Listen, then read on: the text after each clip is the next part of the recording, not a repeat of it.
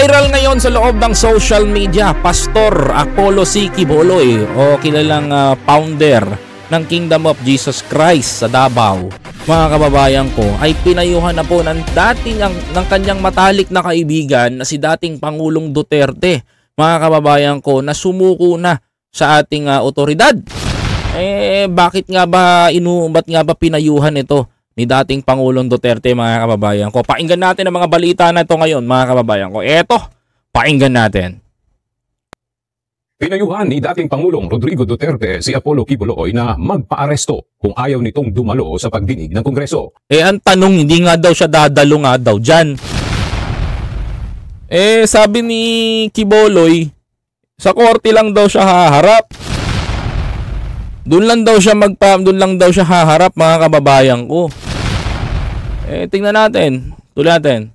Ayon pa sa dating Pangulo, isang free country ang Pilipinas, kaya bibigyan niya ng kalayaan na magdesisyon si Quiboloy. Yeah, totoo naman yun.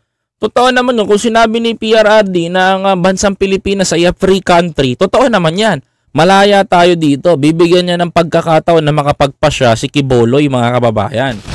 Pero ang tanong dito, syempre, sagutin niya yung mga paratang sa kanya ng Senado, mga kababayan ko, dahil biruin nyo, mga kababayan ko, ang tagal na nitong pinag-uusapan until now, mga kababayan ko, hindi matapos-tapos.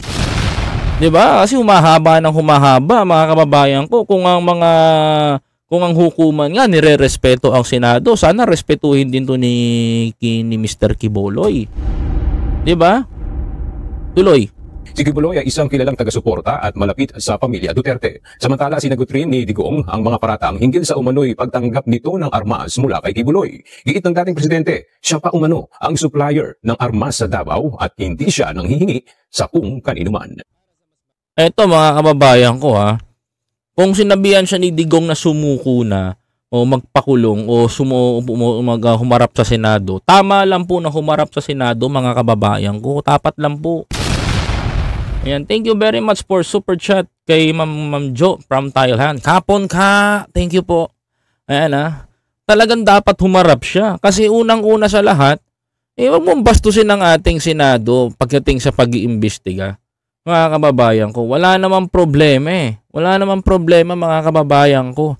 Kung haharap ka dyan, sasagutin mo ang mga paratang sa'yo.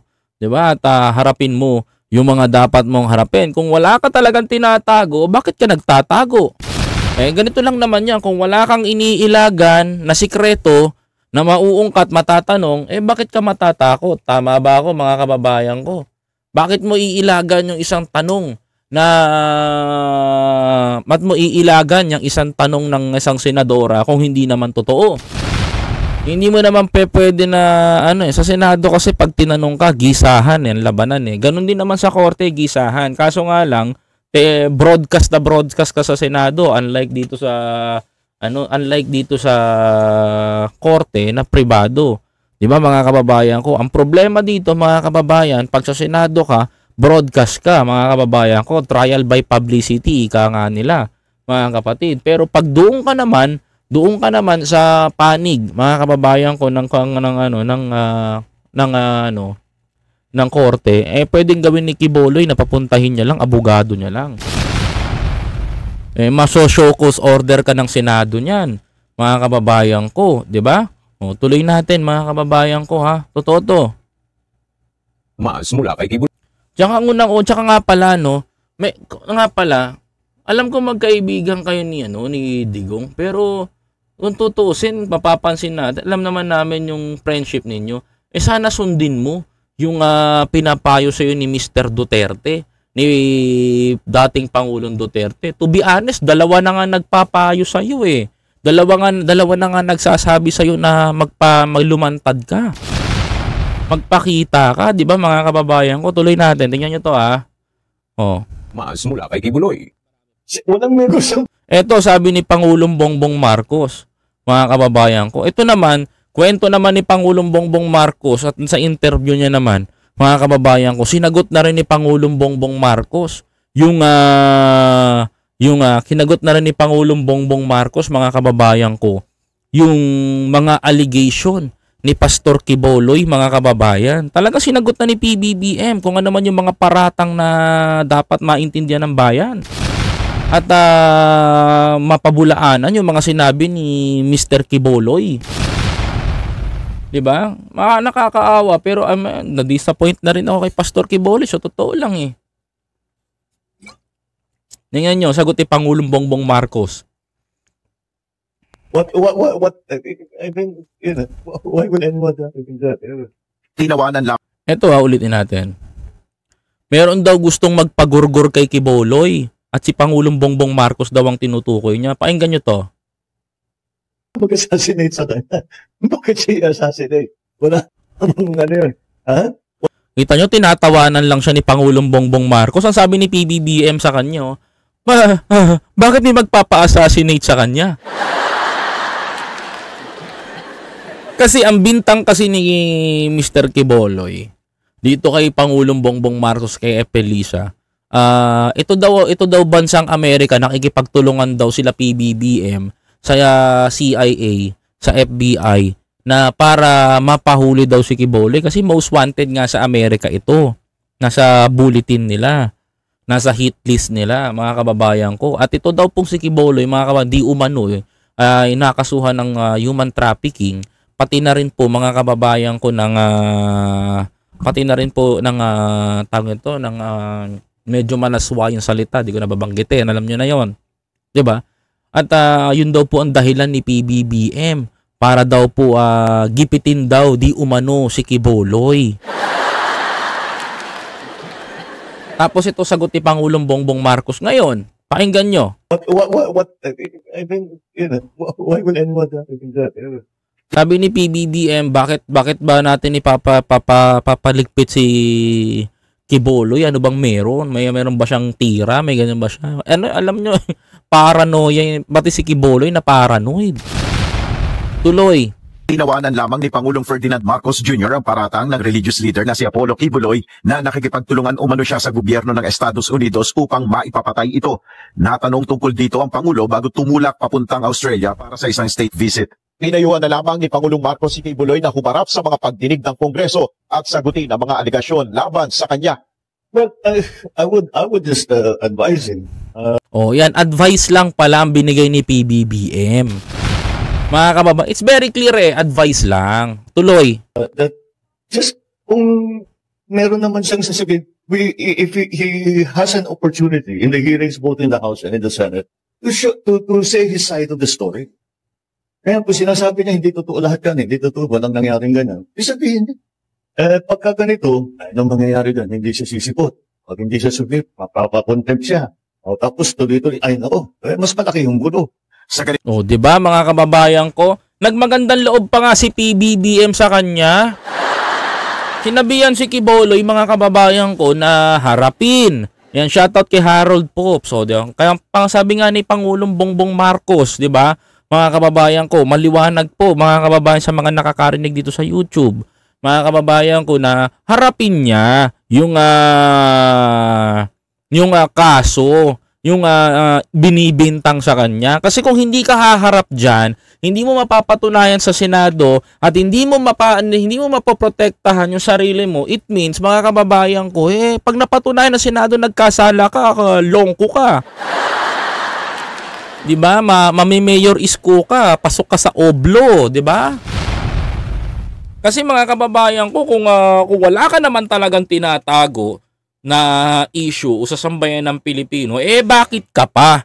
'Di ba? Bakit ka pa nandiyan dyan at nagtatago ka? Harapin mo yung dapat mong harapin. 'Di ba? Shoutout mo muna ako, Noma Hombak, 'di ba? Guilty kaya ayaw humarap, sabi dito ni Eddie Wow. Hindi natin alam kung guilty ba talaga si Quiboloy. Pero mga kababayan ko, ang totoong merong gustong ungkatin dito, mga kababayan ko, alam ko kasi kinakatakot ni Quiboloy ngayon, mga kababayan, sa totoo lang. Alam ko to parang pakiramdam ko, wala siyang pansin ko, walang abogado sa paligid niya ngayon. Promise, mga kababayan ko. Imagine ninyo mga kababayan, no? ayaw humarap ni Quiboloy sa Senado. Kasi bakit, mga kababayan ko? You know what's the reason? Natatakot siya na ipa-contempt siya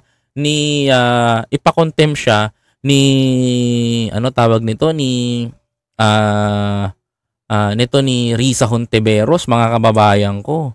Kung magkataon natatakot siyang ma-contempt ni Risa Hontiveros. Baka mamaya pakulong siya sa Senate. Kung yung dalawang reporter niya nga pinakulong doon sa loob ng Senate, si Quiboloy pa kaya. Tapos mga kababayan, natatakot din to siguro si Quiboloy. Baka mamaya habang nasa loob siya ng Senate, mga kababayan ko, tumawag si Senate sa FBI, we got the most wanted, isa sa mga most wanted sa FBI, pwede dandamputin si Quiboloy. Ganyan natatakot si Quiboloy ngayon. Di ba mga kababayan ko? Di ba? Attorney si Topacio, always naman yung si Attorney Topacio. Di ba? Pag si Attorney Topacio ang abogado, automatic umaalis sa bansa. Magaling yan si Attorney Topacio Scapegoat lagi yan Ito lang mga kababayan ko, 'di ba? Ngayon alam nyo na kung ano yung isa sa mga pinaka bomba dito sa mga dito sa mga pagdinig na to. Kasi pag humarap nga naman si Quiboloy, si Risa pa naman garapal din magtanong, 'di ba? Mamaya maipakulong nga siya dire-diretso na. 'Yun ang kinakatakot ni Quiboloy. Ngayon, isa lang ang pwedeng gawin diyan. Kung pinayuhan siya ni PRRD na magpakulong na, swak siya naman doon sa FBI wala namang problema kasi panahon naman ni PRRD nung nangyari yan. Can you imagine, totoo to, na sa charter plane ni Quiboloy, mga kababayan ko, sa private plane niya, private plane na Gulfstream 280,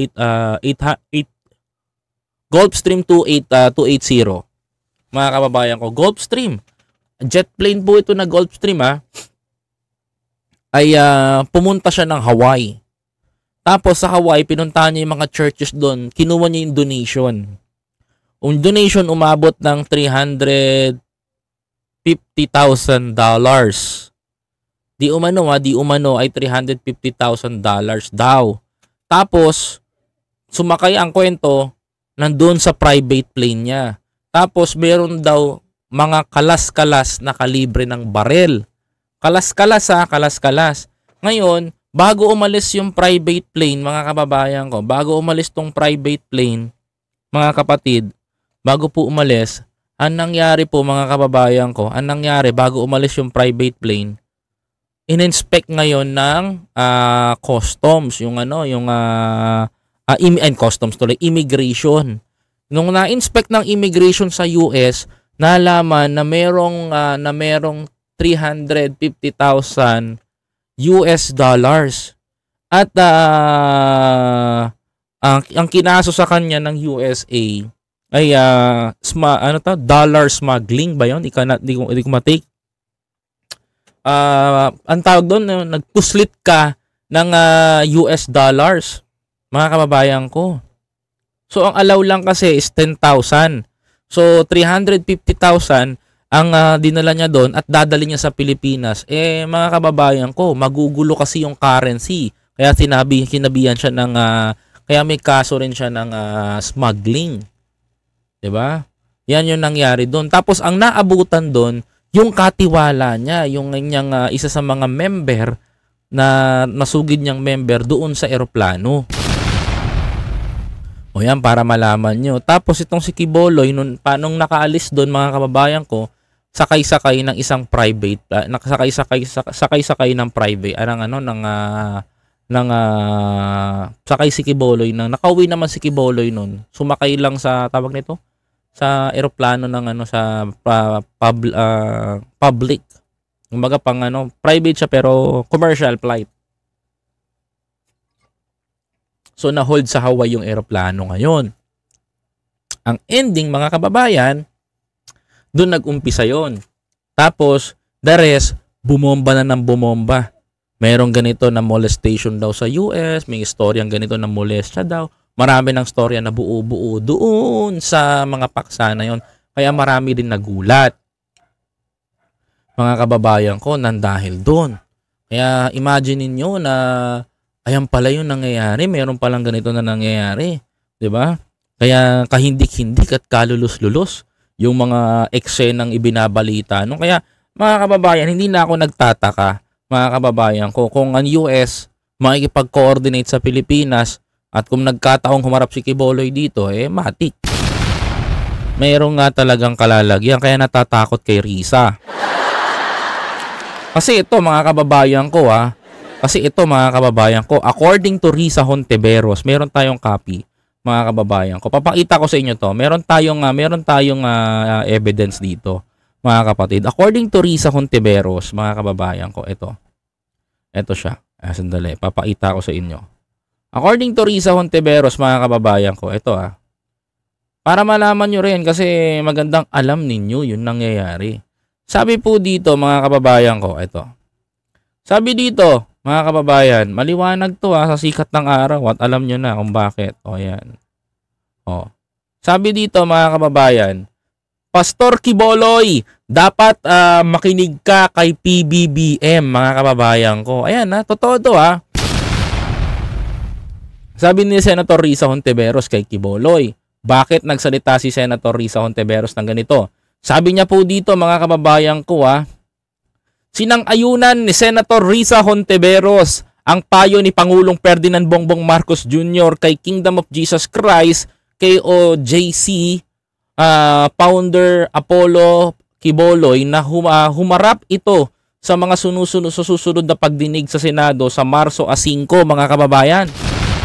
Ayan, sabi pa dito ni Senator Risa Hontiveros para kay Quiboloy mga kababayan ko, ito po maliwanag po sa sikat ng araw to, hindi po sa ating galing Sabi pa dito mga kababayan ko, ayon kay Hontiveros, chairperson ng Senate Committee on Women's and Children's Family Relations and Gender Equality, dahil ang Pangulo na mismo ang nanawagan kay Quiboloy, dapat